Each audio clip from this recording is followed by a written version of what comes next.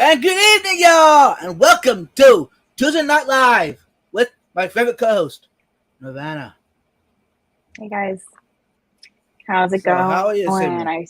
see we've got Why Are We Always Yelling? Craig's Catfish Cave, Mark Sturleson, Master Aquatics, Pelham's Aquatics, Nano Mm-hmm. Aquarium Guy.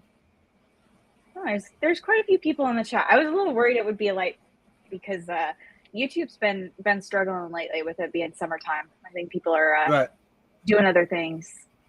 So But, you know what? With the best co-host on YouTube, everybody is showing up for that. I mean, it's once a lifetime kind of thing, you know? So, you can't miss you out on that. always hype me up so much. Hey, whenever I do, I get a good result. um, hey, those watching replay, thank you. You rock. Stay tuned. Hopefully, sometime we can reschedule it. Something maybe you can come watch a live stream. And there was a question at the start of this that I want to go ahead and answer. Silent Aquatics, welcome, by the way. Hey, Vibes, I hit the sack at 9, my friend, at 5 a.m. Comes early. A chance you could do one around 7 or 8 in the future. Just asking. Let me know. Thanks. About that, Silent, I would love to do that, but our schedules won't allow it. Um, so that means, I guess, if you want to see us live, you have to be here. So Yeah. Unfortunately, I work until 7 and I still have to eat before before I do this. mm-hmm. So that's the primary reason why. I think, you've got something going on earlier in the evening too, right? Yeah, and yeah, and did that happen? Nah, it's not going to happen any earlier than that. And also 8 o'clock for the time slot on the calendar, the Fish Fam calendar. If, I don't know hey, if you all watch Fish Fam link, the calendar in there, it'll show you who's live. Anyways, that time slot from 8 to 9 is a perfect slot. There's only like one other person going live at that time. Before that, after that, there's a lot more Fish Fam going live, so I don't want to interfere with that as well. So Yeah. Yeah, there's a lot of people that watch several different live streams all the time. So, it's nice when they don't overlap. right, exactly. Yeah. Yeah, I'm still a person. I still have to, consume food to stay alive. Hey, what else? Yeah. And of course, you know that Vibes eats. It's all he does eats.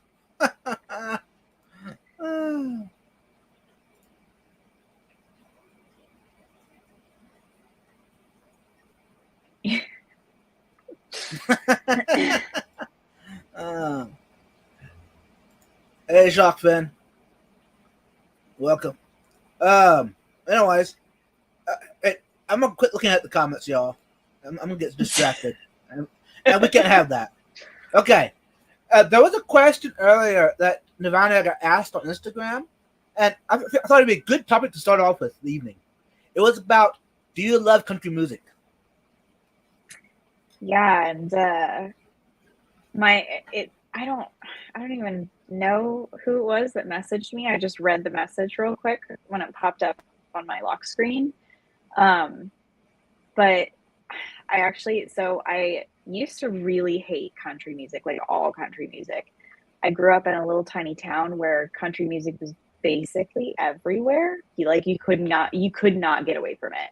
It was on the bus on the way to and from school. It was in my parents' car. It was in the school itself, and any store that you walk into in that little town, there is country music playing, and is usually the same top 40 garbage Mm-hmm. that is like shallow, not what I would really consider like real country music. I wasn't exposed to like classic country music until a few years ago. And I actually find that I do like it because I am a music lover. I feel like music is something that it just it has an emotional reverb to it that I really enjoy. Actually, there's a band that I want to plug right now that is super weird. Um, Let me, because I'm not gonna even attempt to pronounce the band. Um, but I can share the link, Nice.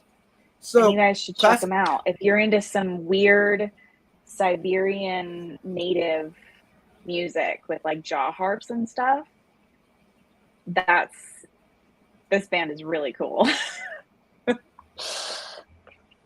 So what older classic country artist is your favorite? Oh, I have to admit, I am the worst when it comes to remembering artist names and remembering song names. So if you asked me, like, I don't know who half of the people are that I listen to, half of the bands. There are a few bands that like I really latch onto and I can remember them. But generally I can't even recall the name of the song. It's just the rhythm in my head. Mm-hmm. Uh, so I saw Jeff hmm. Kane pop into chat. It's good to see you. Hey, Matt. Hey y'all, there's a lot of comments here. I'm not gonna Findlay read them all. Hardware Company. Oh, I'm gonna save that. And then I'm gonna judge you based on your music taste. What? Uh-oh. Anyhow, back to it. Since you actually into your favorite country, for me it'd be the classics. It'd be like Merle Haggard, um, George Jones, Willie Nelson, I do love Willie Willie Jennings. Nelson. A lot of his Um, songs are really brilliant. so it'd be all the older ones. Hmm. All the newer ones. Nah. I think Willie Nelson was actually the artist that, oh God, this is kind of embarrassing, but an ex-boyfriend actually showed me Willie Nelson's music. And I had kind of a change of heart at that point, I think. Yeah. So, No. So yeah, that was an interesting topic to talk about. Um, since hey, for those that don't know, before I was into fish, I was into music 100%.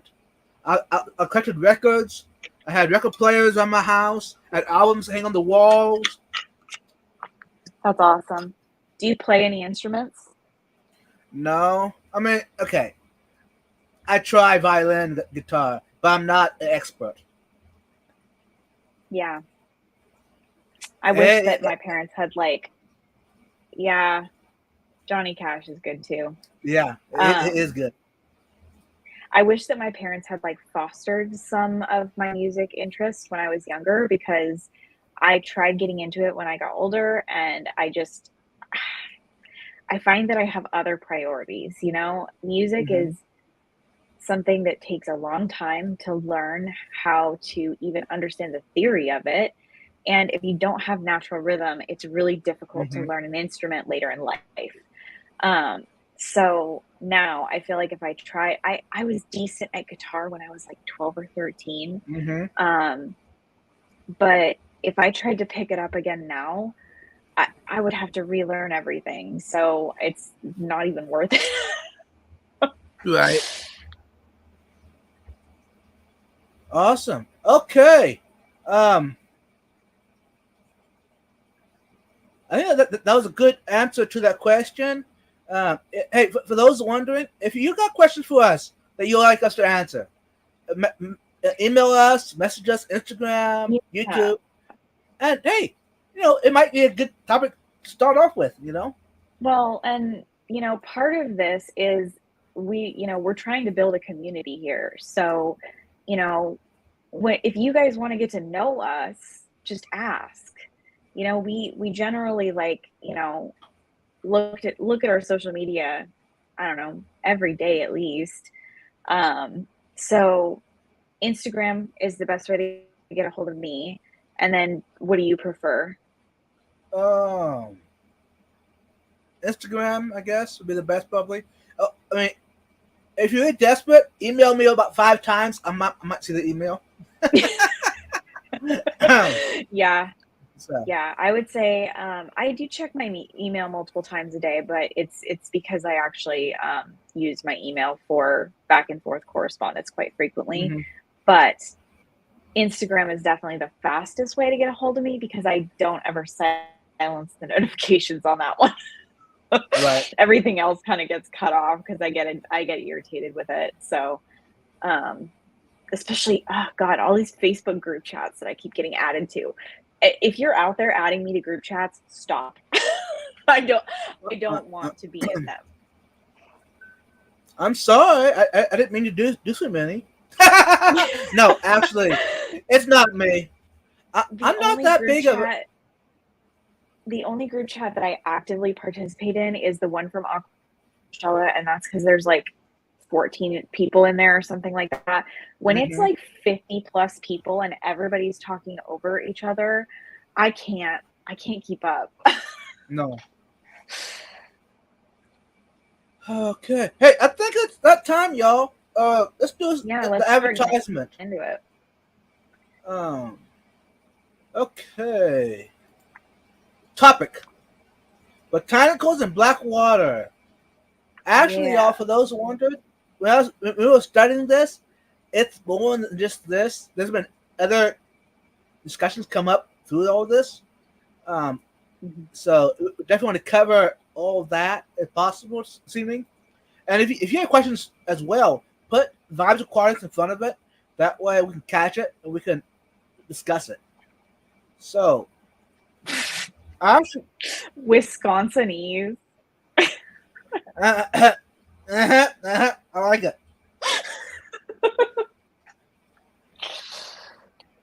Yeah. So Okay. what was okay, you had your list of questions, right? Yeah.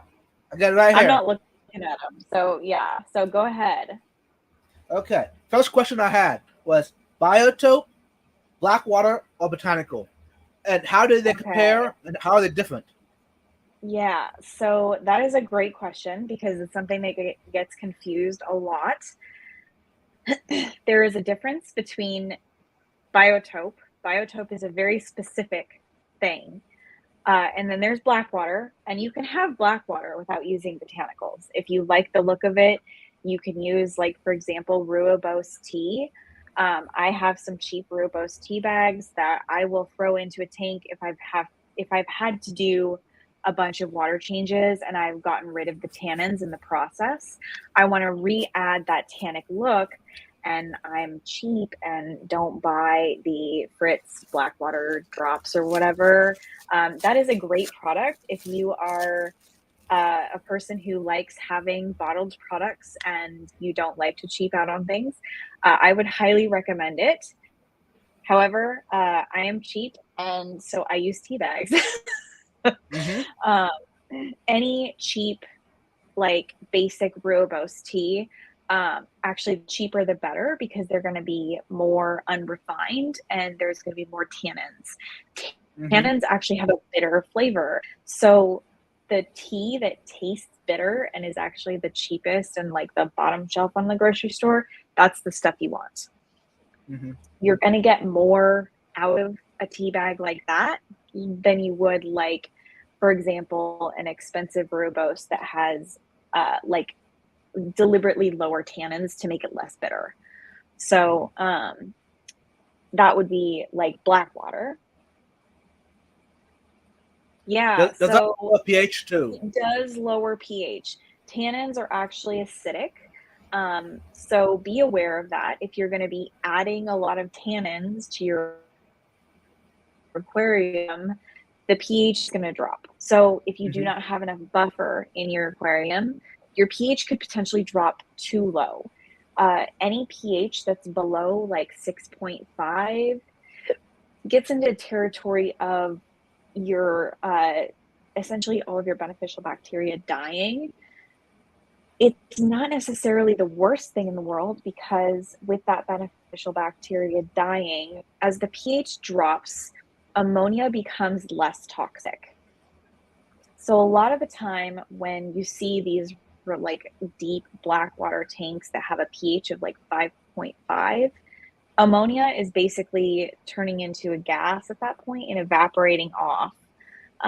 So you don't have to worry as much about a cycle in like a really deep black water tank with like a 5.5 pH, which is kind of what you would be looking at for something like a wild betta species. They generally stay, I mean, I've even seen them go as acidic as 5. And then anywhere from 5 to like 6.5 is the range. So it's pretty much always going to be in the acidic range. And black water is how you can achieve that, even if you have a little bit harder water. I really recommend RO because the more mineral you have in your water, the harder it's going to be to drop your pH. And you can only do so much with tannins before you start having to get into like the chemicals. So, and a lot of these bettas need softer water just in general for their own like bodily functions to maintain. And like, especially for reproduction, the eggs will not always hatch if the water is too hard. So softer water, a lot of like that acidification of the water also comes from the botanicals breaking down. And those botanicals breaking down are essentially creating ionic structures that pull minerals out of the water. So because botanicals have that potential to pull minerals out of the water, you can actually, over time, this doesn't happen immediately, over time, you can create a soft water environment even with very, very hard water. Let's see, there's another question. Yeah, you probably do want to get an RO filter. I have a recommendation for you, especially if you are in an apartment. This is a fantastic beginner RO filter. I'm going to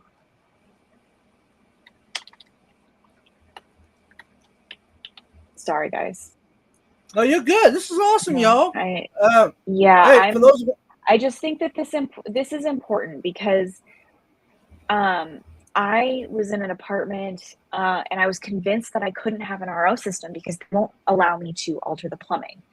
And then I found this, and if Vibes can put it on the screen for you. So I'll try to remember to put this in, or Vibes, can you remember to put this in the description later on or in a pinned comment? Remind me. Yeah. Yeah. Because this particular filter is $150. Occasionally it will go on sale for about $100. So, keep your eye out for that. But it basically like hooks up to the sink, and there's a little flip switch that you flip. So you still have use of your sink, but it just hooks onto the faucet, like where the threaded, it's like a sieve on the nozzle, right, where that is threaded into the faucet.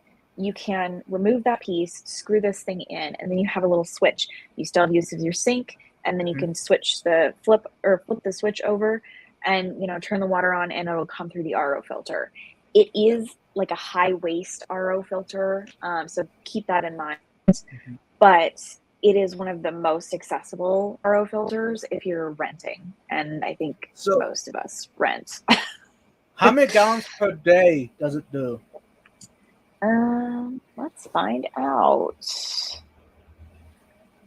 So it says 1/2 to 1 gallon of water per hour. Okay. That'd be like 24 to 30 gallons per day. The main reason for that is because it has to function off of your sink water pressure. If you had more water pressure behind it, you could force water through the membrane at a faster rate, and it would make more water. But this is your best solution if you are renting. I've been using this for almost a year now. And because I don't have to make a ton of water. Most of my tanks are very small. I don't do water changes that often. But because I don't make very much of it, this works great for me. I think if you're in an apartment, you're probably not going to be making much RO anyway, because you're probably limited on tank size, because I know I am. That's actually a good idea, Penguin Aquatics. Yeah. So you could. The TDS may be very high depending on your water source. So definitely test that water before you go putting it in your shell dweller's tank. Right. Because it could be like, oh, hey, Silver Creek, it's good to see you. Tommy. What kind of fish do I keep? Ugh, I have kept so many different kinds of fish. Right now, I have mainly shrimp. I have orange neocaridina in that one. I also have some koi guppies in that one. And then up here, I have some yellow neocaridina, and I've also got some stardust caridina coming that are going to go in that tank as well.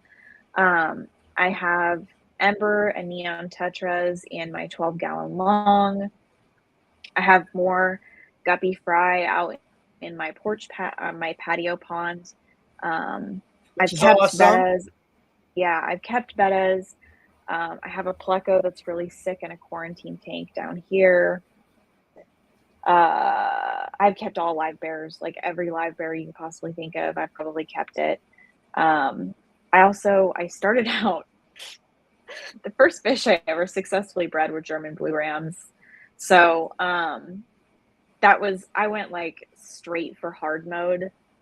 I don't know why I do that. I just like 0 to 100 everything. Which is how I know so much, but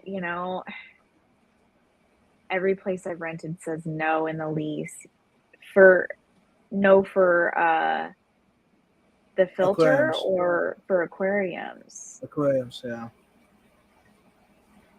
I'm limited to 20 gallons, but that's most places just limit the size. Oh yeah. That's sad. So, Kirsty, how do you get around that then? If I may ask. In the past, I just haven't told my landlord. When I was in my apartment in Linwood, my aquariums were on a rack in a closet. Good question. For those who don't know, what does a high waste oil system mean? Okay, so to make RO water, you have to force water with pressure through a membrane. And in order to avoid that membrane getting clogged and, having essentially like all the pores fill up, it gets flushed. And so that flushing is washing all those pores out, but in the process, it's wasting all of that water. So in order to use, especially like something that's going to be hooked up to your faucet, there is not a lot of pressure behind that. So generally speaking, when you are forcing water through those pores at a lower pressure, they're going to get clogged more frequently because there's just more, there's not enough pressure to force it. It just kind of sits in there for longer, and everything has time to like settle in. So it's going to flush a lot more than say a high pressure RO system. Yeah, Silver Creek answered it too. Awesome. Thank you, Tommy. You're awesome. You rock. Keep it up. Okay, back to the topic. So, what are botanicals? So botanicals are, the word botanical just means essentially having to do with plants. So, like these drawings back here, these paintings, these are botanical paintings. And botanicals for Blackwater, yeah, essentially just plant material. leaves, sticks, palm fronds, seed pods, cones, everything that you can possibly think of that has to do with plants is going to be considered a botanical. So technically, even driftwood would be a botanical because it is derived from plants. So in terms of like having a tank with botanicals, that means you're not just putting the tea in there and getting that dark water look. You're actually physically putting dried dead leaves or cones or even acorn caps, little twigs, sticks, pieces of bark, that sort of thing. You're putting those in your aquarium to decompose over time. As they decompose, they're releasing organics, tannins, all sorts of things into your water. And a lot of these tannins can be beneficial to fish. They can actually be beneficial to shrimp as well. There's going to be extra nutrients that they would not normally get if there was not a bunch of decomposing plant matter in the water column. And this can create problems in terms of people going too hard too fast with the botanicals. So if you're going to start adding botanicals to your tank, one, I would recommend you do not boil them. I know that it can be tempting to get them to sink immediately, but if you think about it, when the leaves naturally fall into the water source, they're not going to be boiled beforehand. And what boiling does is it breaks down the cell structure of the leaf and waterlogs it. And when you do that, the breakdown of that material is going to happen a lot faster because you did a lot of the work for it. So if you leave the leaves in there when they're dry and they're allowed to start to decompose naturally, your aquarium has time to adjust, meaning your fish have time to adjust to the pH level change. All the bacterial colonies will have time to adjust to the extra decomposing material that you're adding to your aquarium. And everything has time to just like settle in at a slower, more natural pace. What happens if you just soak them for a while? Soaking works, but you're still missing out on the natural breakdown process that happens between dry and to the point where botanicals are sinking. So, for example, like seed pods that tend to want to float really badly, I know it's tempting to boil them. If you can soak them, that would be a better choice. Just weigh it down with a rock or glue it to a rock. It's honestly, you could also, like, if you've got like some scrappy plant weights, throw that on top or something, you know, just to temporarily keep it in place while it waterlogs. Because it doesn't take long for most of that stuff to waterlog. I think the longest I've had a seed pod take was maybe 2 weeks. So, like, in the grand scheme of things, like, it's not like a piece of driftwood that is going to float for 6 months, you know?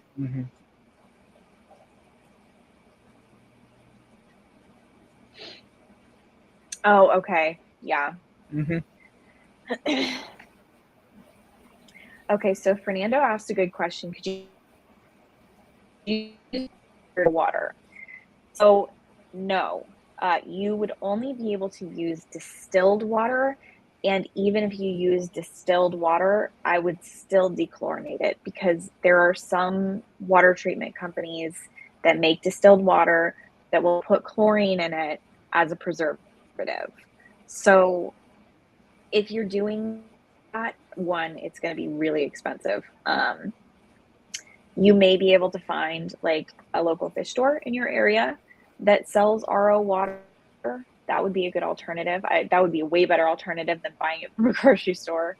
But definitely get yourself a TDS meter and check it yourself because there are some stores that, you know, don't really keep up on their RO systems. Yeah. So Are all botanicals safe for aquariums? Generally, if it's dead, it's safe. So, um, tannins are essentially what happens when, like, because they're when I don't want to like misspeak on this. I don't know if I remember this entirely, but even toxic plants render themselves non-toxic when they die off naturally and Mm-hmm. dry out, so that microbes and animals and other things can consume them, and essentially the circle of life, to bring those dead Mm-hmm. materials back to the soil so that new things can grow.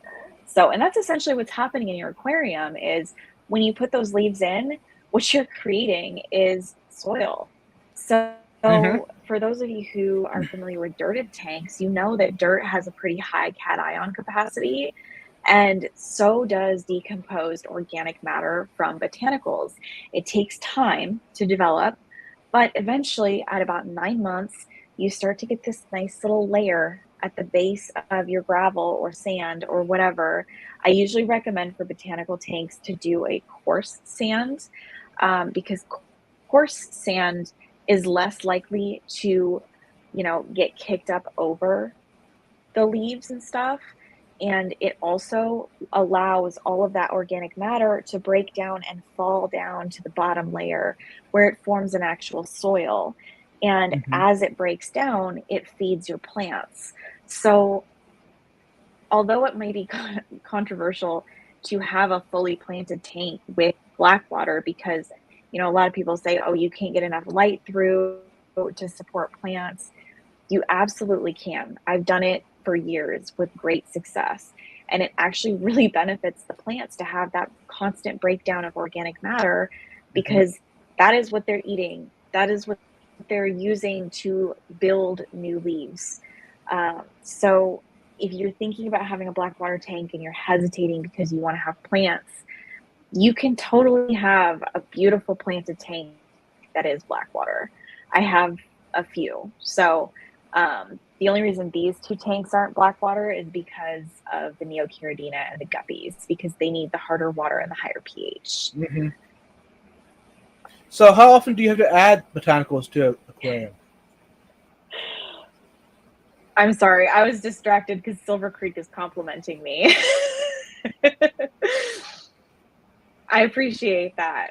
I'm really glad that you're enjoying this, because this is one of my favorite topics to talk about. I'm not like an expert on any of this stuff, but I have done a lot of research, and I do like just collect information because I love it. I love understanding what's going on in my aquariums and how the world works. It's so Mm-hmm. exciting to me to be able to understand stuff that looks like magic, you know?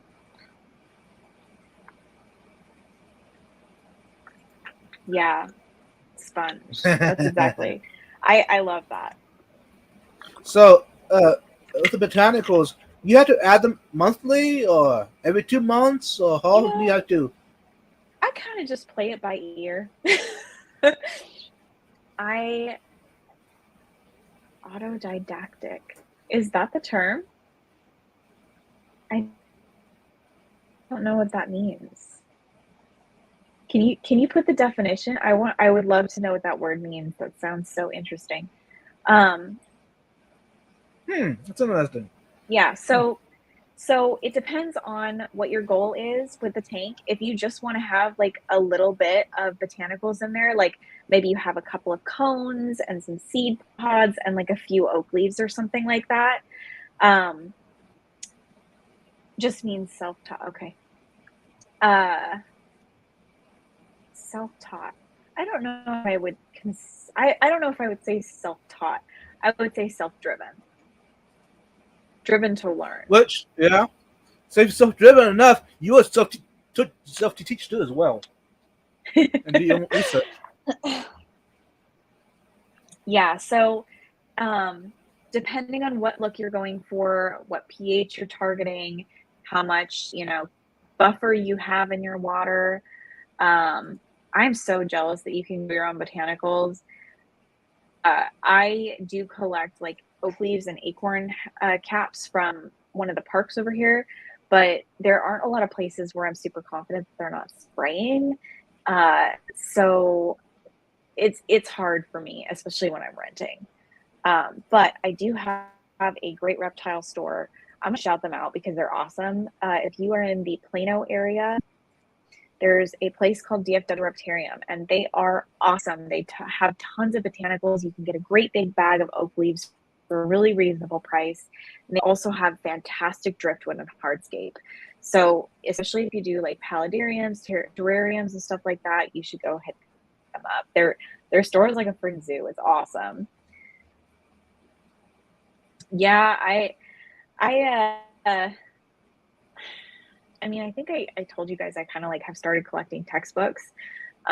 So that's how I'm learning all this stuff is I'm buying stupidly expensive textbooks. So if you want to contribute to my my textbook fund, let me know. It's like, I mean, each book, the last one, it was like $140. There's some of them that I want that are like in the several hundreds. And like, I want the information, but God, the price of knowledge, guys, it's hard because I think knowledge should be accessible to everyone. One of the things I'm really excited about when I finally get my Texas driver's license is access to the libraries, because I have to have an ID that I live in Texas to go to the public libraries. The DMVs here have like several month waits, so I haven't been able to get it. I've been here for 2 years and it's still like backed up from COVID. I'm so sorry. That's all right. Minor annoyance at best. Yeah. So, what are some disadvantages of having a biotope, botanicals, or blackwater aquarium? Oh, I forgot about biotopes. So we need to talk about what biotopes are All really right, quick, let's do because it. a lot of people forget that biotope is a very specific thing. A biotope is a tank that is based on a very specific area that only has plants, livestock, and even botanicals from that area. So it is replicating a specific piece of nature. Most of our tanks look nothing like real natural environments anyway. You know, especially with like modern aquascaping, all the stuff that's super manicured, the high CO2 systems, that is not even close to what a biotope would be. So a lot of people don't even know what they look like. And for the most part, they're not very pretty. When you have a biotope, it's because you want to appreciate that specific part of nature.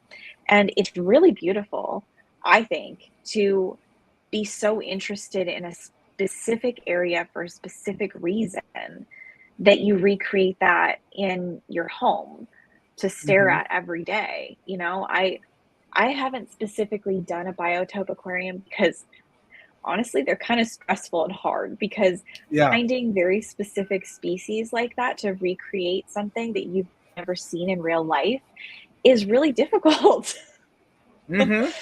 So, you know, it would be different if like I had blackwater available in Texas here. But most of our waters are very clear, very hard, because we're essentially a piece of limestone down here. The entire Yeah. state of Texas is just limestone. So, you know, a lot of hard water species, a lot of high pH stuff that is not really my thing.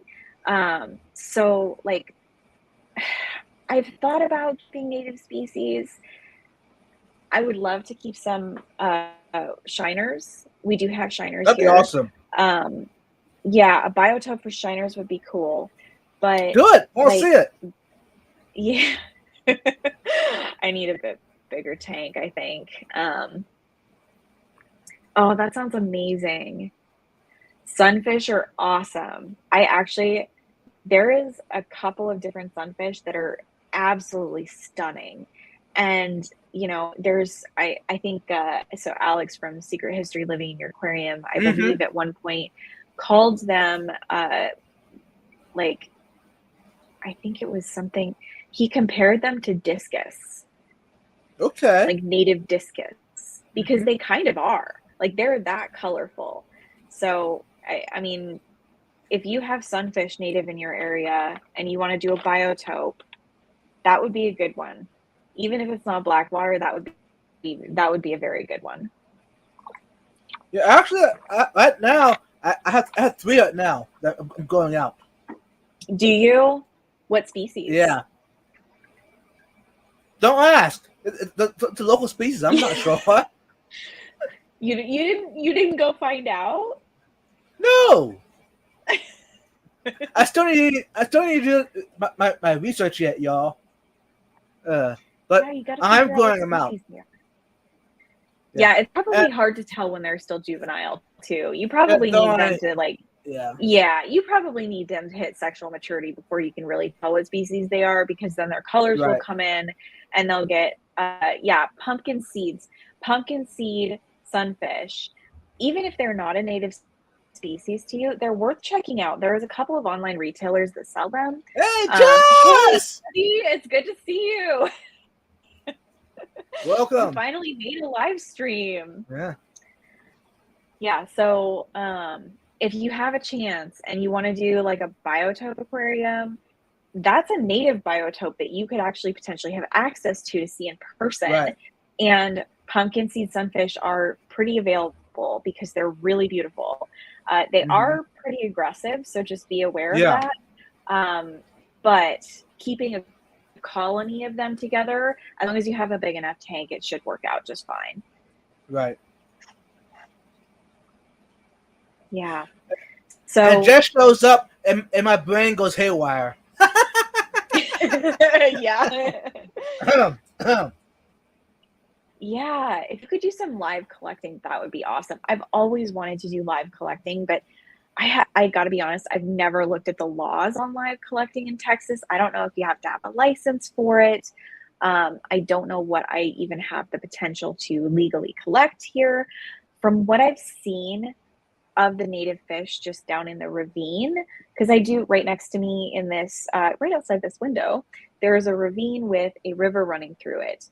And that river is filthy. There's road runoff all over. So I know the fish in there are very hardy.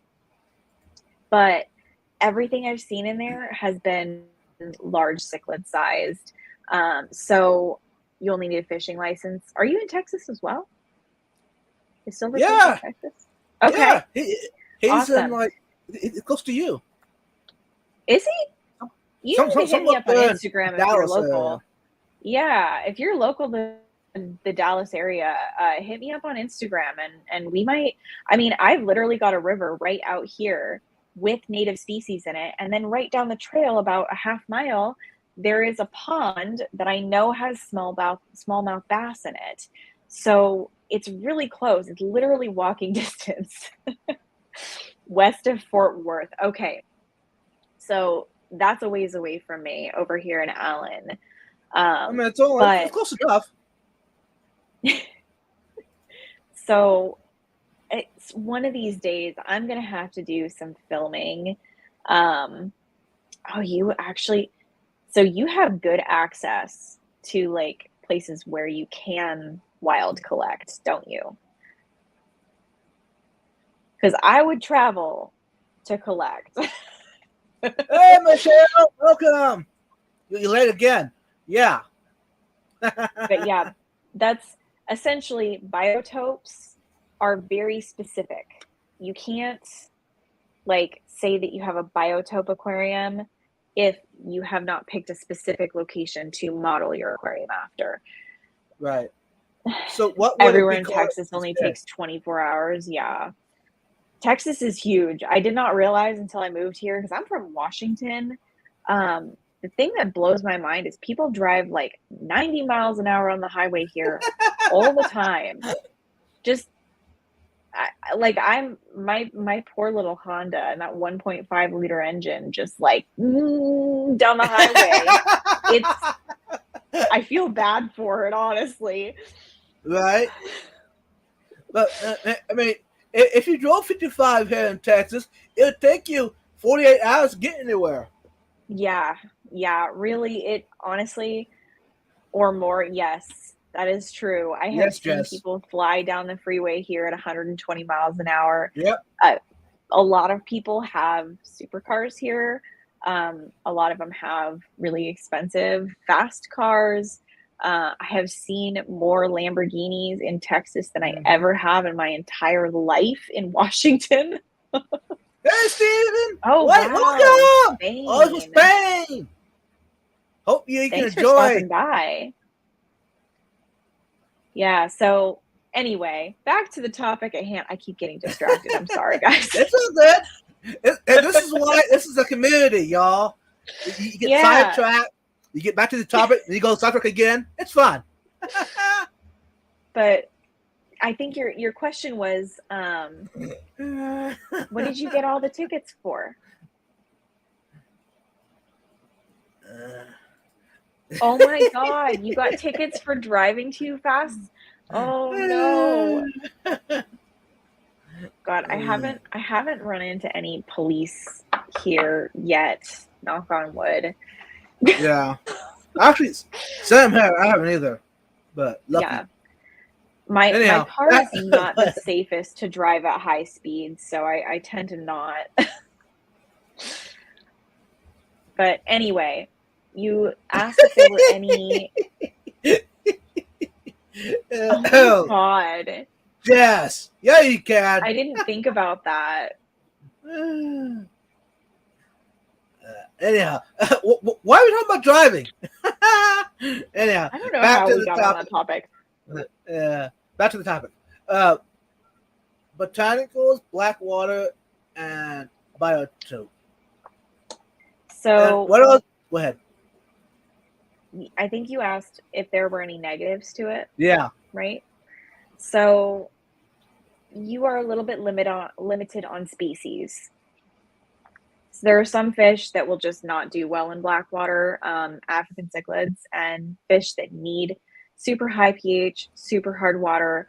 Um, they probably will not do the best in Blackwater because the water is going to naturally soften over time, no matter what you do, unless you are just essentially adding like the Blackwater drops and just changing the color of the water. Mm-hmm. And even then, like it's gonna have some sort of acid buffering Mm-hmm. property to it, so it's gonna drop the pH no matter what. It's just gonna do it to a lesser extent. Right. So I would say, and here's the thing, most species that can live in water with a pH of all the way down to 5 and all the way up to about 7.5, if it's within that range, Mm-hmm. generally you can keep them with Blackwater. It can be more difficult because you'd have to continuously add minerals to your water if you don't do a lot of water changes, which with Blackwater, you generally don't do a ton of water changes. You usually rely on plant matter, Mm-hmm. whether that's immerse grown plants or plants that you have planted in your tank. Those export the nutrients for you. Right. And generally, you want to try to, if you can, understock a tank that is not heavily planted and also Blackwater. Because nitrates are actually acidic. They have some sort of acidifying properties. So when you add a bunch of nitrates, if you've got like high stocking levels, your nitrates get up to 40, 50 in the 60 range, it's going to start to acidify your water even further, and that can cause a cycle crash and all sorts of nasty things. Mm-hmm. So you definitely don't want that. So if you're not going to go heavy on the plants, go light on the stocking, figure out your balance, don't overdo it. And then the mistake that I see a lot of people making with Blackwater is they add too many botanicals at like all at once. Mm-hmm. So unless you're first starting a tank and there's no livestock in it, and it can spike with ammonia as high as it Right. wants, and it won't make anything, won't cause any dying or suffering. That would be fine. But generally speaking, add botanicals slowly over the course of a few weeks and then kind of continuously add them. And then I actually, I find it beneficial to, at like a certain point in the year, do like a major clean out and pick out like anything that hasn't decomposed all the way and kind of start fresh. Mm-hmm. I there's not really a reason for that. It just makes me enjoy the tank a little bit more because at some point you have so many leaf skeletons in there and Right. like little tiny bits of alder cone with like a little, the tail end of it. Um, so, and like most cones, when they decompose to a certain level, then they're just not super attractive anymore. So I will Mm-hmm. go through and pick those out and kind of like start fresh. Right. So Liquid rock water, yeah. with all this botanicals, black water, and biotope, do you do any gravel vac at all? Nope, I would not recommend it. There is one species that if you're using black water and botanicals, um, Corydoras, for some reason, can get like fungal and bacterial infections Mm-hmm. on their barbels, if you've got a ton of decomposing material in the bottom of your tank. Because there's a lot of Right. bacteria and fungus and stuff that's going to be Mm-hmm. living in those botanicals, which creates an environment for microfauna, like little water critters, to consume. The downside of that is if you have a species like Corydoras, um, there is a chance that they may develop like fungal and bacterial infections in their barbels from sifting through all that mold. Um, Right. if it's falling through your substrate and you don't have it building up in any way, then you're probably fine. But if you've Mm-hmm. got like a layer of mulm on top of your substrate, it can potentially, depending on like what's in the rest of your water and how good their immune system is, it can give them like a it can make them more prone to Yeah. infections on their barbels. So tannins do have antifungal and antibacterial properties because they boost the fish's immune Mm-hmm. system. And there's also some amino acids and different minerals and substances that are going to keep infections at bay. But you can't control, you know, what's living in your mulm. So Right. there's just that higher chance. Hey, Mike, Milk Anti Austin. And for those but that yeah, don't I know, local Austin is local to me. He's also my local fish club, and he was my co-host on Saturday Night Lives, but his job changed. That's why you haven't seen much of him on my channel. But he's still here, y'all. He's still here. He's awesome. Go check him out. mm, And also, Lobster Lab is also local to me as well. I see him normally on the fish club meetups. We hang out quite a bit. So, welcome, brother. add some scuds and isopods. So Jeff Kane says add some scuds and isopods, and yes, actually, blackwater aquariums are great for culturing things like scuds and isopods. Mm-hmm. And the great thing about that is you can actually naturally feed your fish with the microfauna in your aquarium. Right. This is especially true for fish that you're colony breeding. A lot of blackwater tanks are great for colony breeding because you have that layer of leaves and stuff on the sand and all that mulm where there's microscopic organisms and little tiny critters that are great food for fry. And scuds can be a little iffy because I have heard that they hunt fry. I have not witnessed it, but I think they can have the potential to take down fry. But other small microfauna that are going to be naturally occurring in your tank because the presence of those botanicals, because they're essentially they're eating the botanicals and breaking it down into the soil that is then going to feed your plants. It's a whole circle of life here. And So if it's a not potential, microfauna, right. it's bacteria. So essentially, you could have your own ecosystem in your house. Yes. Yeah. So Blackwater and botanicals help you have a more complete biodiverse ecosystem. And biodiversity is always a good thing.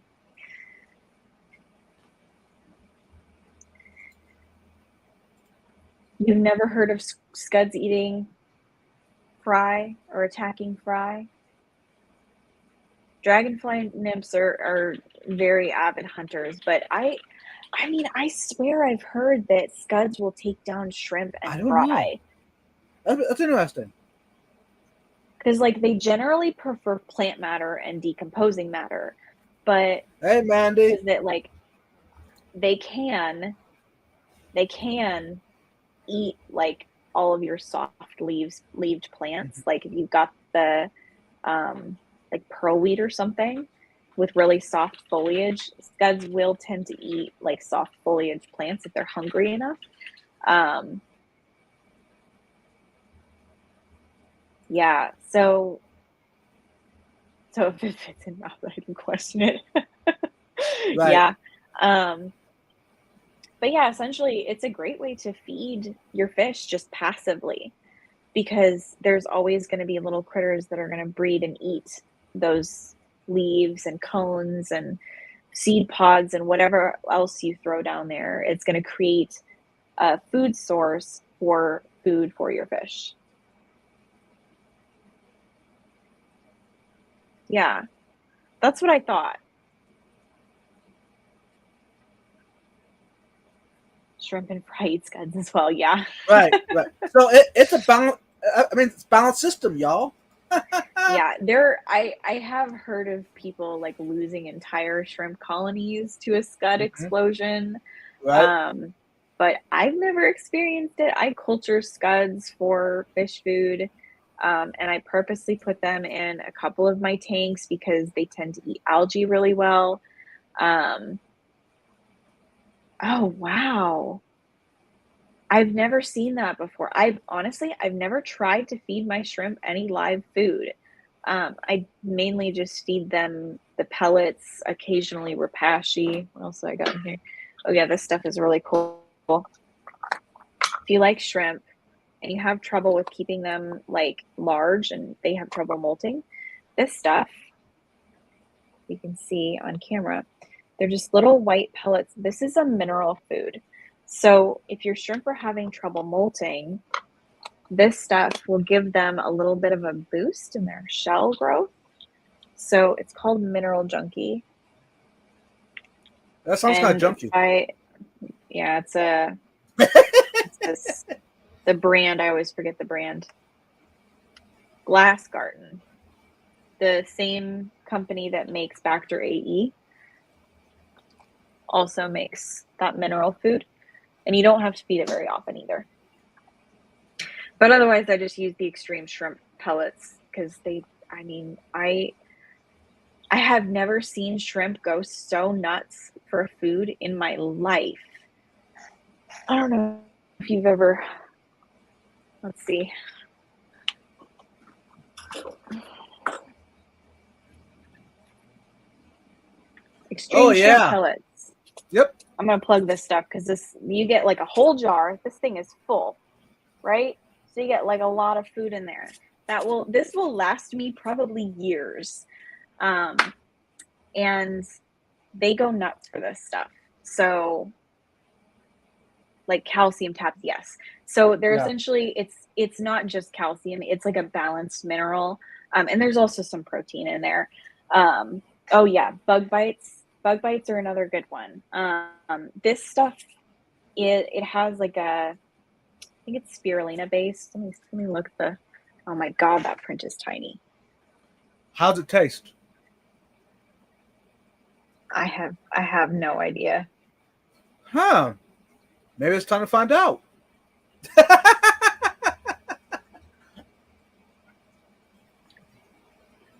Yeah. They love this stuff. It's not like the most high quality food, but it's like shrimp crack, I swear. Honeybee pollen granules. That's interesting. You know, I have to wonder if that's because it's like pure, it's going to be pure energy. Right. Shrimp are kind of garbage guts. They will pretty much eat anything. So, vegetables are really good for them too. If you feed them blanched vegetables, botanicals, really good food for them. Colorful cockroach. I mean, that's one way to look at it. That's actually pretty good. Uncle Funk, welcome, by the way. Good to see you. I feel that way about like some of the crayfish that people Right. keep. Right? Yeah. This is interesting. I honestly need to look into feeding honeybee granules because, like, I mean, that makes so much sense because it's essentially pure energy. It's like it's sugar essentially, Mm-hmm. because it's going to process through and just that's like one of the fastest forms of energy you could probably get is pollen. Hikari vibra sticks. I've never tried those. Another good food diet is super important with aquarium livestock. If you're not feeding a varied diet, your fish are not nearly as healthy as they could be. So Right. I encourage you to have a collection of different foods and pick something new every other day. You know, have your flake that's your staple or your pellet that's your staple food, and then just have a variety. Freeze-dried foods, frozen foods. Repashy is great because they have tons of different formulas. Mm-hmm. So you can try one formula one week and another formula another week. One formula that I really love that Repashy makes is called Agapo Explorer, and it actually has fruit in it. So a lot of the like vitamin C and all that like the good stuff that comes with fruit. What are they called? Antioxidants. Mm-hmm. Fruit has a lot of antioxidants in it. And because Repashy has fruit in it, it actually has antioxidant qualities. So, and what is an antioxidant? It's essentially oxidation is what causes the breakdown of cells. So when you have an antioxidant, it slows down the oxidation of cells. And so antioxidant properties are considered to actually be anti-aging properties. So when you're giving your fish something that contains antioxidants, you're actually essentially giving them an anti-aging agent in their food. So make your food collection at least like 3 different options. Maybe pick a flake, maybe pick a freeze-dried food, and then maybe pick a frozen or a Repashy, and then kind of mix it up. And if you can't do that, then get yourself something called Vitachem. I think, yeah, I have it right here because I use it all the time. I had run out at some point and I never bought any more, but I just recently picked up a new bottle. Vitachem, essentially what it is a vitamin supplement with a bunch of different nutrients in it. So protein, fat, fiber, phosphorus, vitamin A, B12, E, C, B2, and B6. So if your foods are not like a more well-rounded diet, or if you're feeding like a picky eater a lot of live and frozen foods that may be missing essential nutrients because they are frozen or you know they're freeze dried or whatever, you can use this to kind of supplement and prevent nutritional deficiencies. This stuff is what's recommended for curing hole in the head, which is pretty well known for being caused by nutrient deficiencies because people feed Oscar's garbage food. Yeah. That's a whole other Garcia topic. Aquatics here. Welcome. At some point, we should do a nutrition stream because botanicals are kind of in the same realm because you're creating a more biodiverse environment in those microorganisms are actually adding to the diet of your fish too. So there's a nutrition aspect to the botanicals that is not just the benefits of the tannins. Right. And a lot of botanicals also have antioxidant qualities. What's your next question? So, when do you collect botanicals? You collect them dry, or you collect them green, wet? So you always want to collect your botanicals if you can. Collect them after they have fallen naturally off of the tree, because that means that the tree has pulled any sort of toxic substances out of that leaf and dropped it on the ground for nature to consume. So you're going to have a higher chance of a botanical being toxic if it was pulled off the tree before it was ready. So, and different botanicals do have different properties. So oak leaves are more medicinal, and there are other botanicals that I'm going to recommend that are more medicinal than they are like for the tannins, because sometimes they don't necessarily make your water super dark, but you're still getting the benefits, the health benefits of all of the vitamins and minerals and nutrients that are coming from those botanicals in the form of tannins in your water. Mm-hmm. So, one botanical that I'm going to recommend that is very widely available as tea, because it is actually a health, like a nutrition supplement for humans, is guava leaves. You can get guava leaves really, really inexpensively online. Fig leaves are another one that I believe you can get online. I'm trying to remember. Grape leaves. Oops.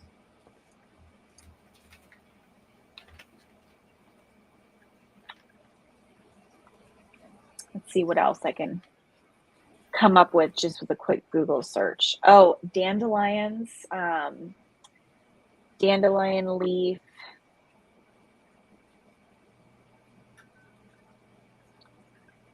Yeah, there's essentially anything that you can buy. Yeah, the catappa leaves.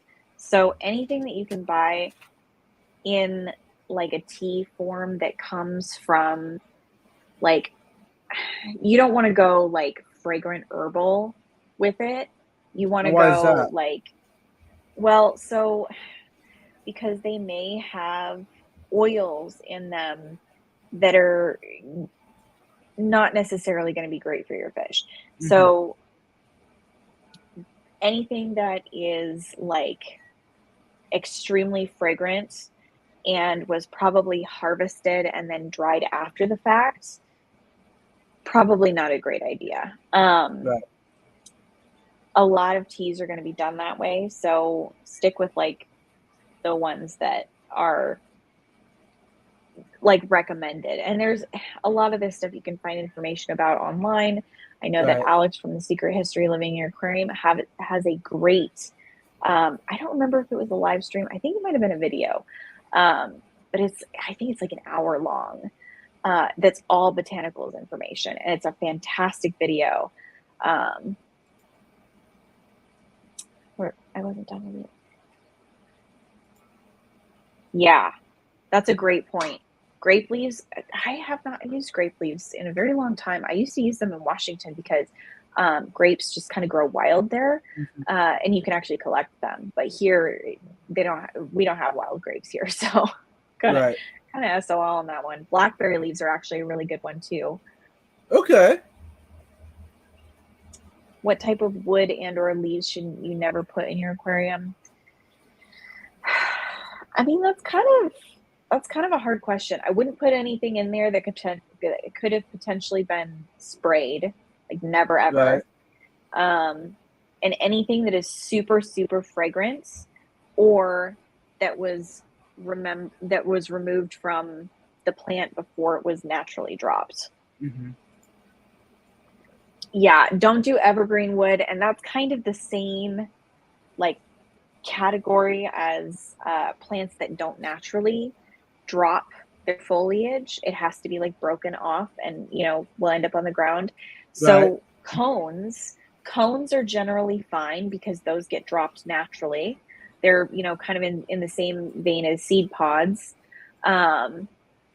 Yeah, softwood, anything that decomposes so quickly that your aquarium can't keep up with it and it develops like a Mhm. fungal issue. Um, yeah, so anything that breaks down too fast and that there's too much of. So some spiderwood even can be a little bit iffy because those thinner pieces of wood um, are way more prone to rot and because they're soft. So, oh, hey, Garcia. Sorry to see you go. Thanks for stopping by, though. Oh yeah. That's gonna Oh, see us yes. swinging by. Okay. So, so Super Fish Nerd, can you pop her comment up here? That's Yes. Callie. She's one of my good Okay. friends. Awesome. So definitely know the species that you're collecting.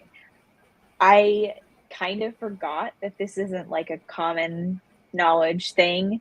But yeah, you should really know the species of what you're collecting before you pick it up because, I Right. mean, knowing and understanding the type of plant that it came from can kind of inform you on whether or not it's a good idea to put in your tank.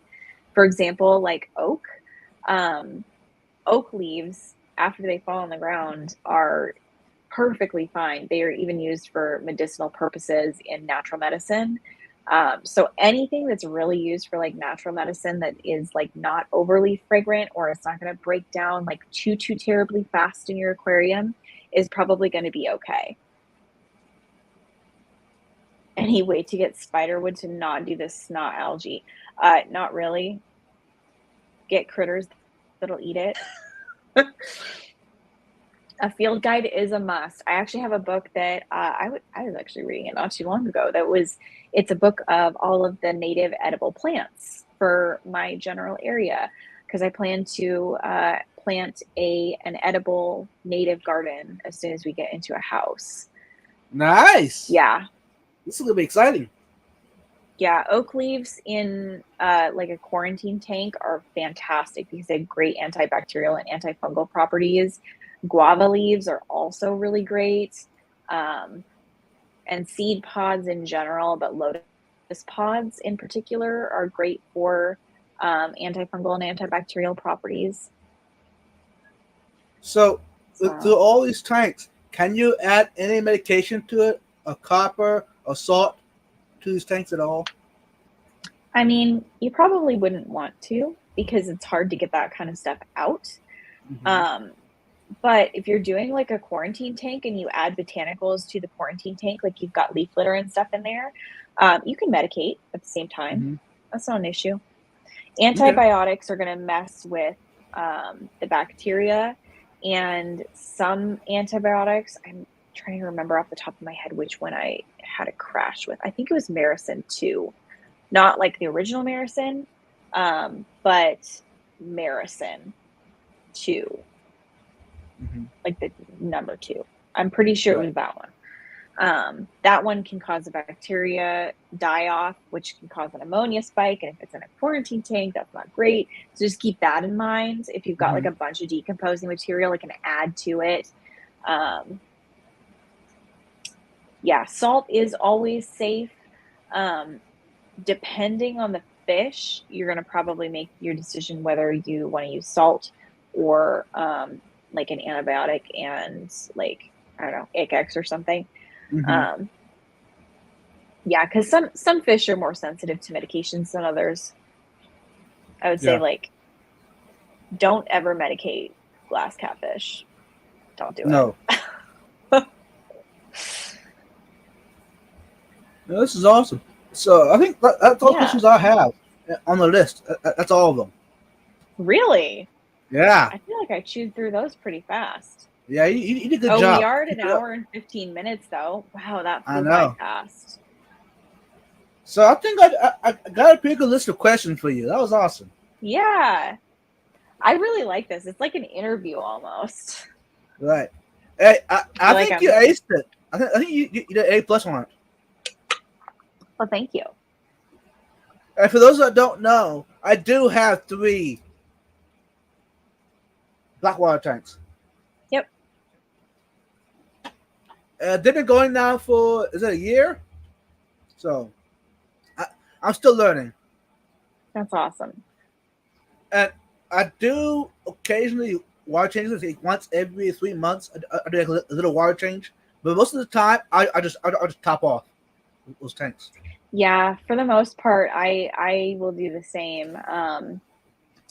I was doing frequent water changes for a little while when I had I had a really bad algae breakout for some reason. I had like a ton of hair algae. And that was at that point I did like a bunch of water changes to kind of like do a reset.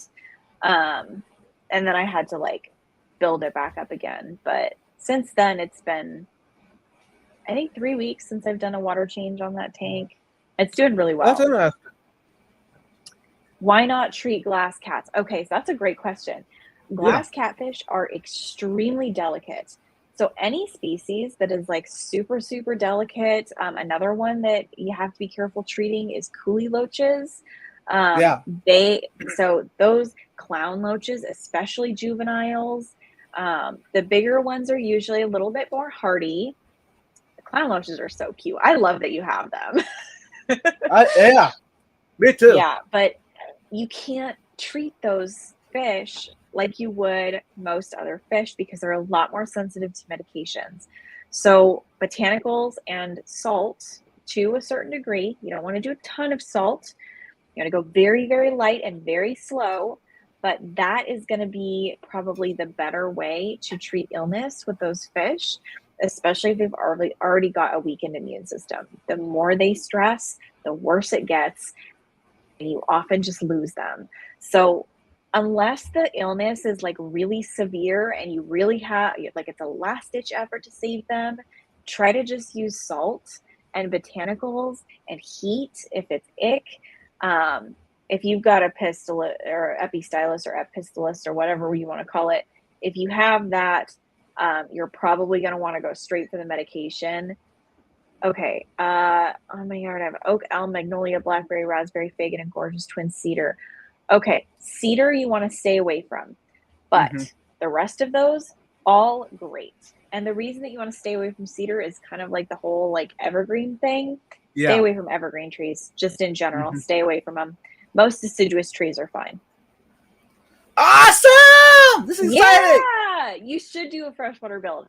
Blackwater tanks are cool. They're awesome. You get a lot of reward seeing an ecosystem kind of unfold before your eyes. It's really cool. That's part of the reason why I love it so much. I think this even live stream is a winner because we got someone motivated. That's the whole idea. Woo!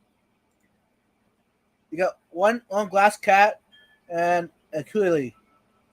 Yep. Yeah. So just be careful with the meds. I would say if they've got like a ongoing infection and you know what it is and you want to treat with medication, go slightly lower on the dosage.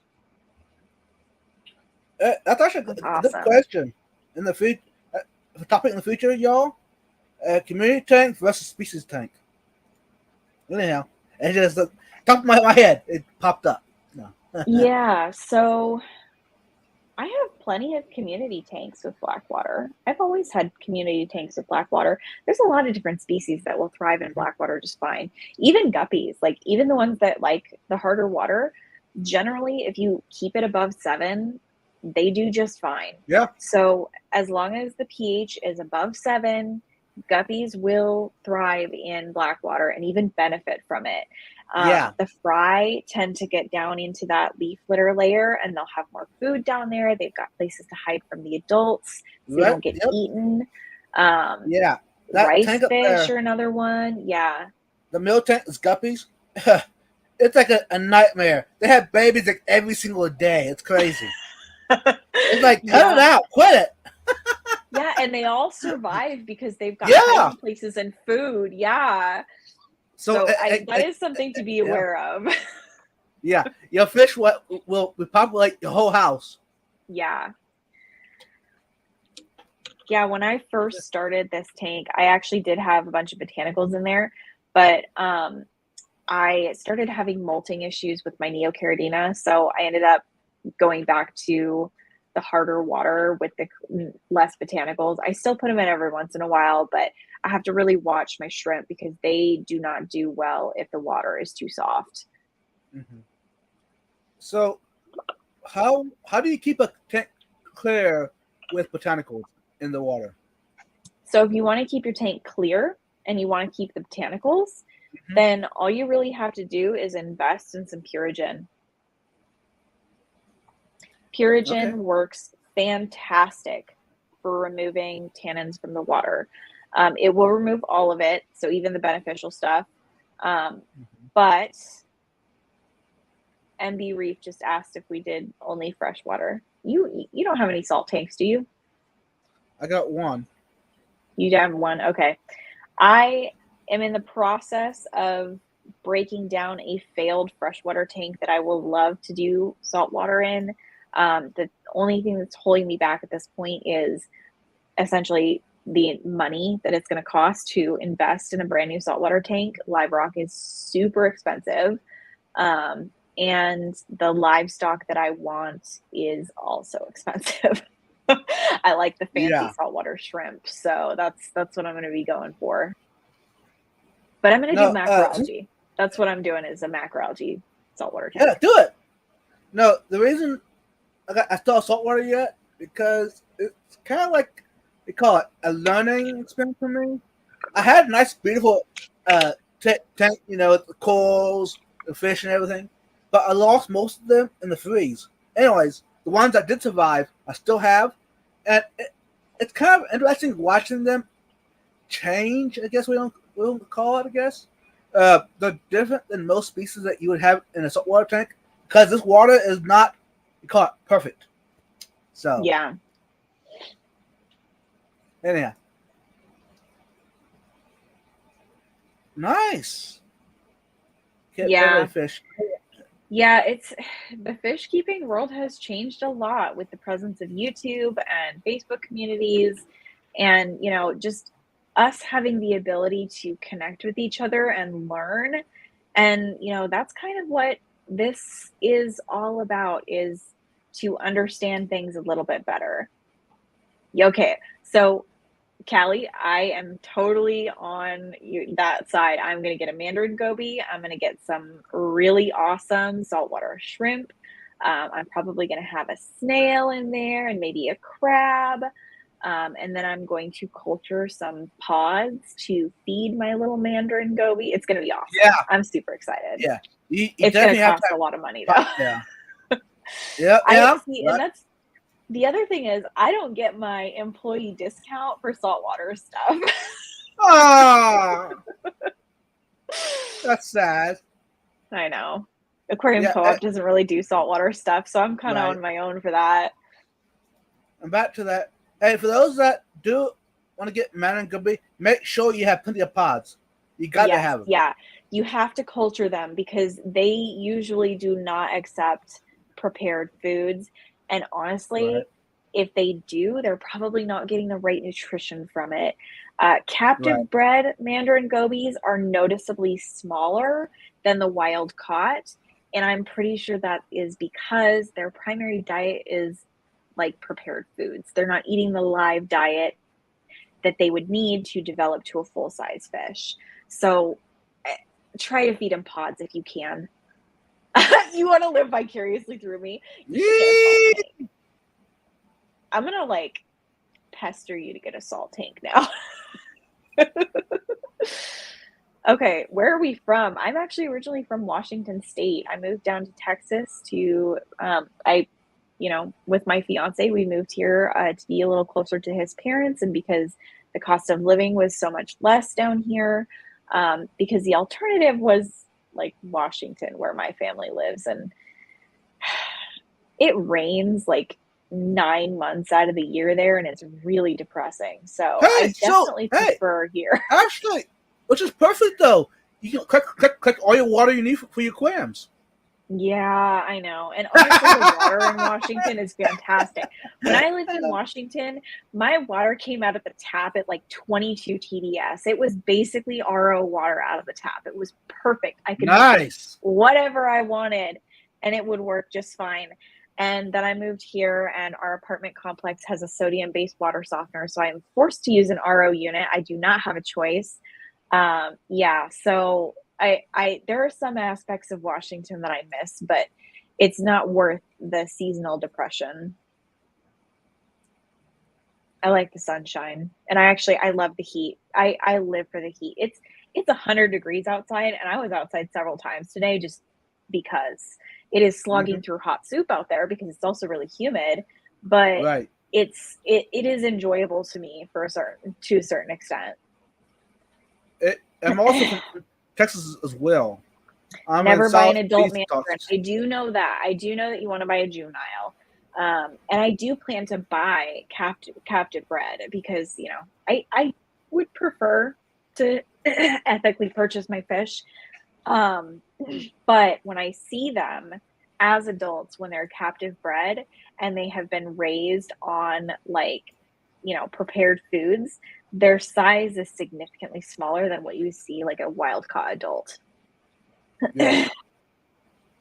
Okay. I think we're done to the How long final do chat. mandarin fish live? I think okay, let me look it up because I don't want to be wrong about this. Oops. Hey, Tommy, what are you talking about on the phone with Berto? Okay, so wild mandarin fish have a general life expectancy of 15 years. Um, in captivity, a wild caught has an average lifespan of 5 years.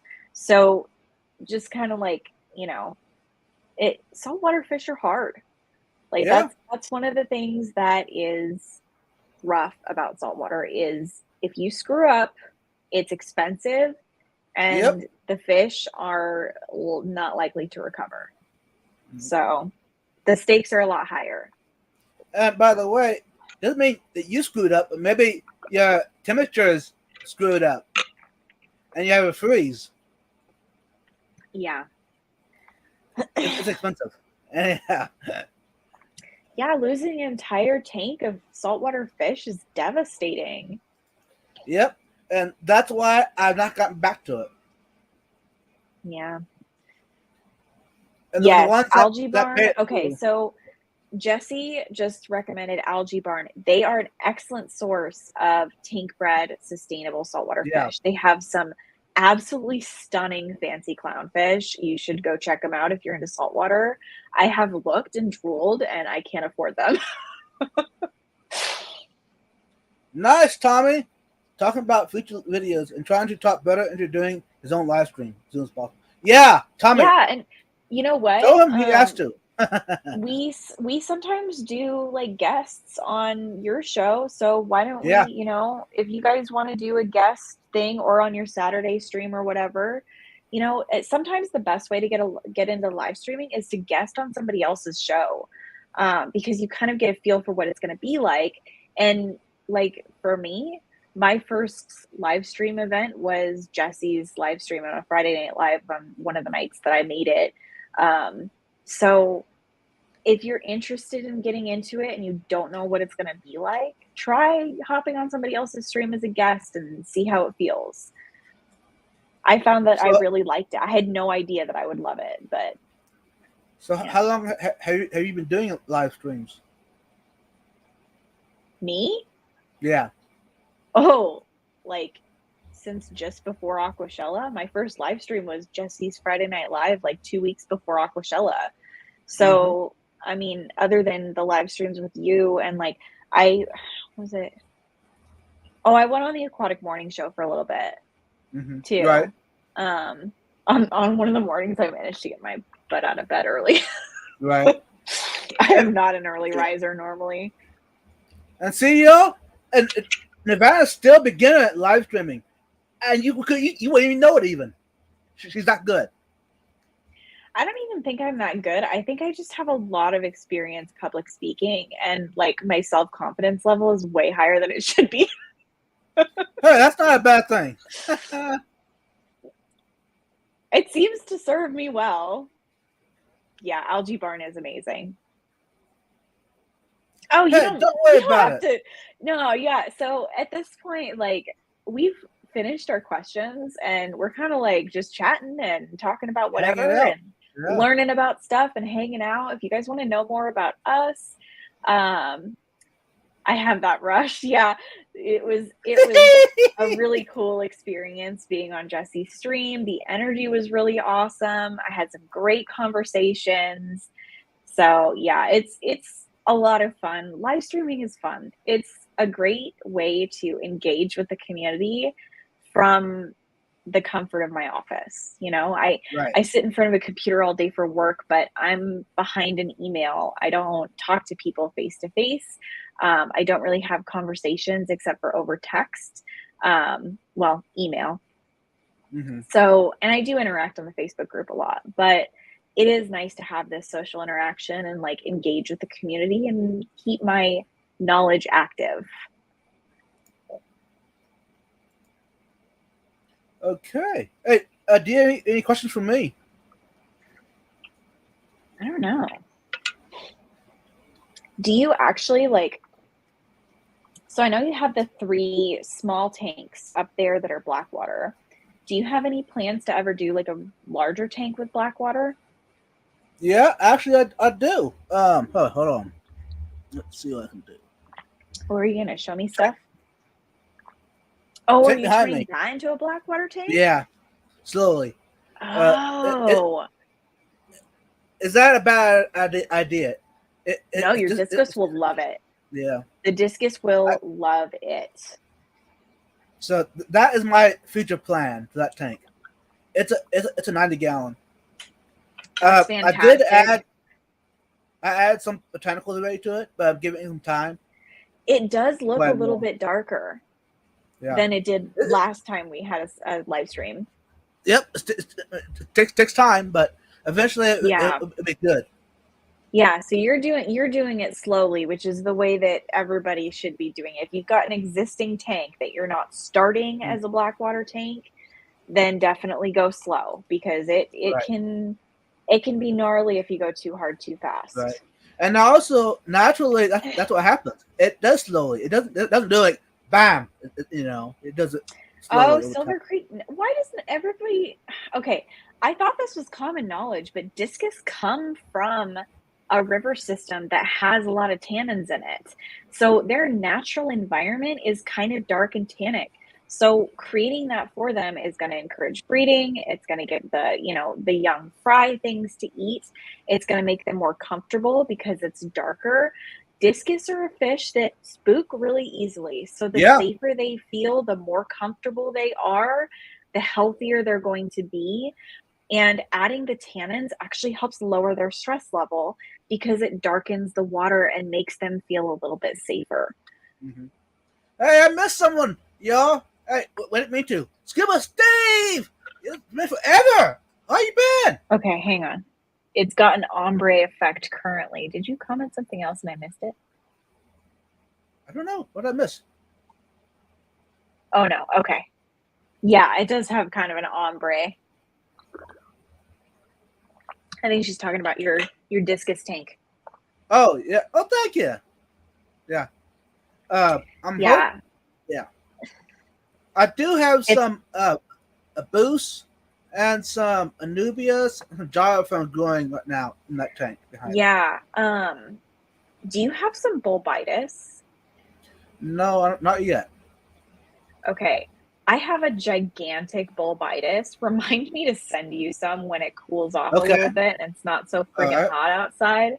Because I think I'm going to chop a couple pieces off of it because it's actually big enough to where I'm running out of room. I don't know what I'm going to do with it. I got plenty of room around here. I got a lot of tanks. So. Oh, I think I'm having connectivity issues. Am I back? It's not me, is it?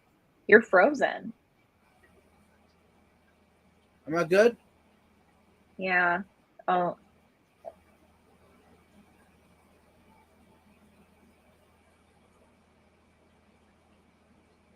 Oh, damn. I hope we don't lose him.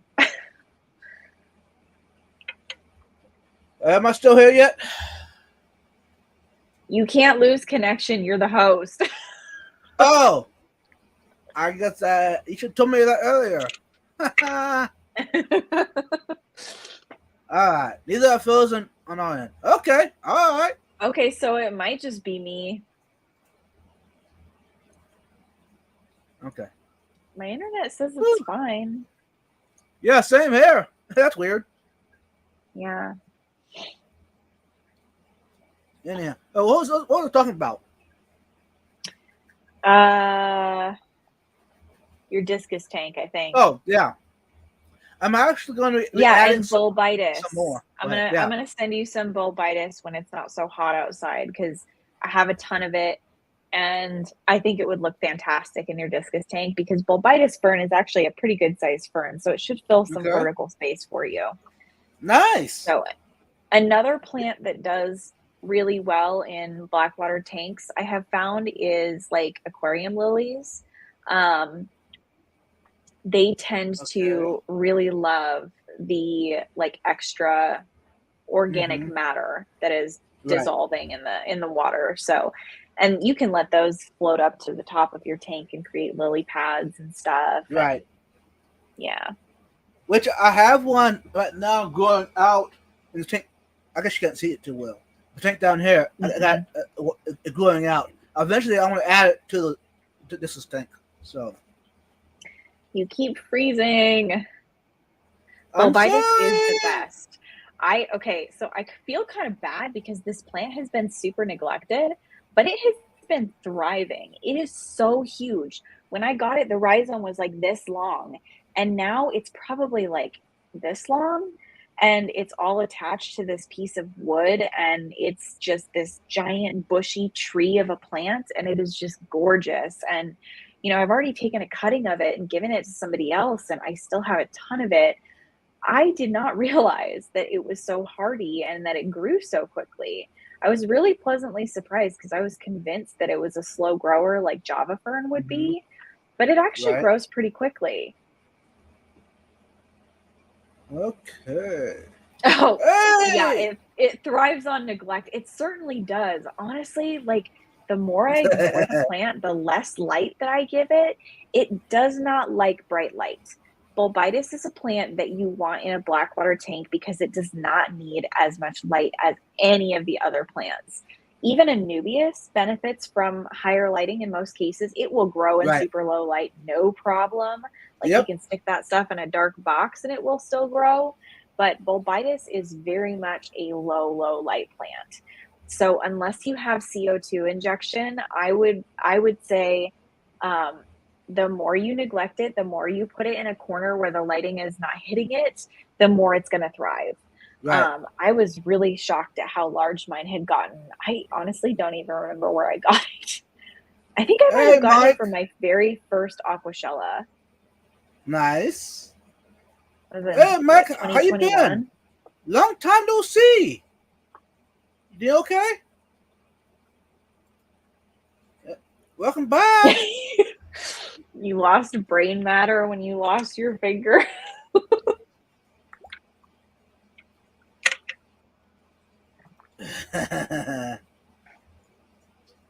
Yep. Yeah, you plant it and you leave it alone. Or you glue it to a piece of wood and drop it in a tank and forget about it for 2 years. Right. Nice to see you. Aquatic Morning Show. Tomorrow. Yeah, it's coming up, y'all. Yeah. Stay tuned for that. I think it's at 9 o'clock a.m. Central Time, I think. Yeah, hopefully I'll be up by then. I will probably not be 100% awake, but I will be present. Yeah, Mike. Yeah, definitely. You know my email, so message me and we can definitely.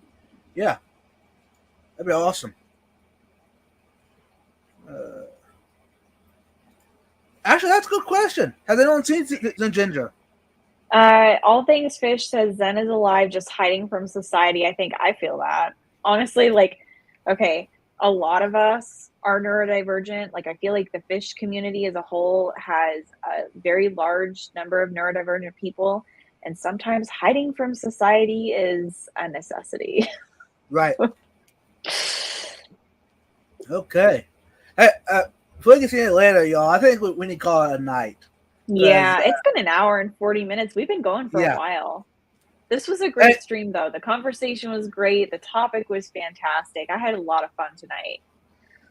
And also, stay tuned next Tuesday night, every Tuesday at 8 o'clock p.m. Yep. Central Time. And if you got any topics you want to talk about or you want us to discuss, let us know. We should ask for the people who made it all the way to the end. If you want to drop in the comments, I'm gonna read some topic options that we put together, and you can make a suggestion, and I just might pick one from your suggestions. So I think I already mentioned this earlier, but nutrition and food would be a great topic to discuss.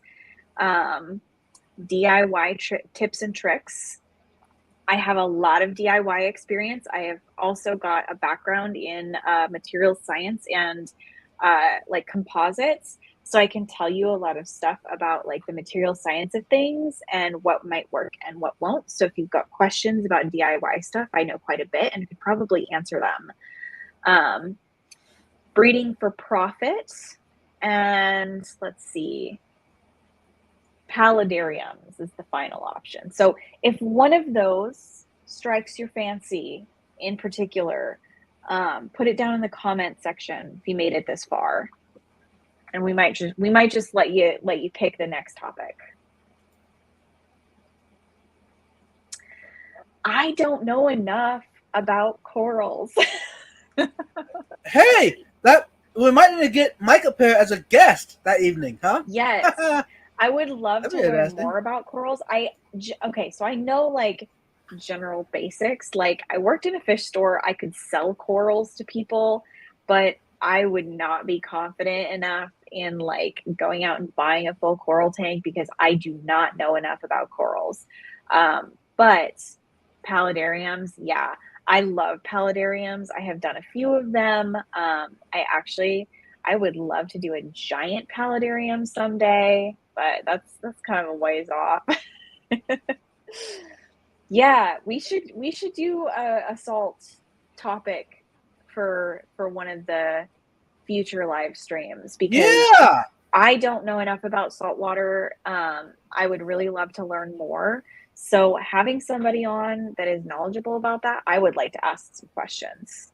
So that would be awesome. Yeah.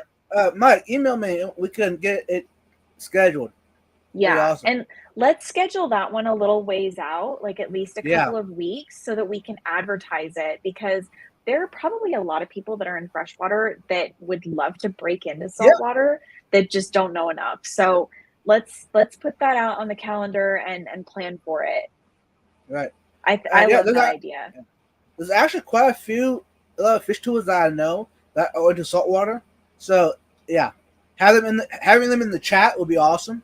So yes, yeah. So let's chat about that. Maybe let's get salty. All right. Well, I need to go to bed. Wow. Hey, y'all. I appreciate all your comments and everything, but we got to go. Thanks again to everyone for being here. Nirvana, before we head out, we got to tell the fish fan. Well, I'm just gonna make it a thing. I think I said this last time, but stay curious, friends. So we'll see you next time. Yep. Thanks, everyone.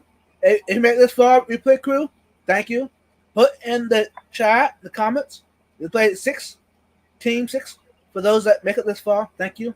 See you next time.